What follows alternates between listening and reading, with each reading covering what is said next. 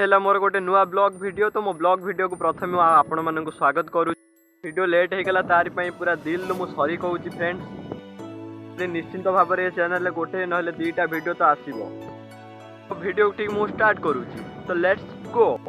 ତ ସାଙ୍ଗମାନେ ଦେଖିପାରୁଥିବେ ପ୍ରଥମେ ମୁଁ ଆସି ସାରିଛି ଆମ ନଈ ପାଖକୁ। ଆଜି ପୁରା ଆମ ଗାଁରେ ବହୁତ ଜୋର ବର୍ଷା ହେଉଛି ସାଙ୍ଗମାନେ।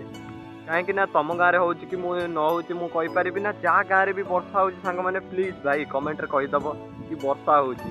କାହିଁକିନା ମୁଁ ଓଡ଼ିଶାରେ ବହୁତ ଦିନ ହେବ ବହୁତ ବର୍ଷା ଲାଗିକି ରହିଛି। ଏବେ ବି ବହୁତ ଛୋଟ ଛୋଟ ଟୋପା ପକଉଛି।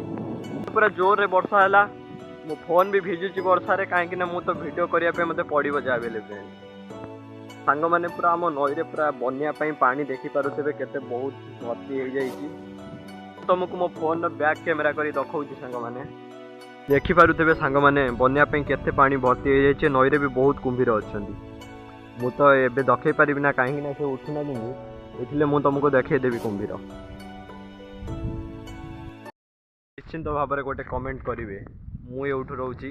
ତମକୁ ମିଳୁଛି ଗୋଟେ ନେକ୍ସଟ ଭିଡ଼ିଓରେ। ତା ପୂର୍ବରୁ ବାଏ।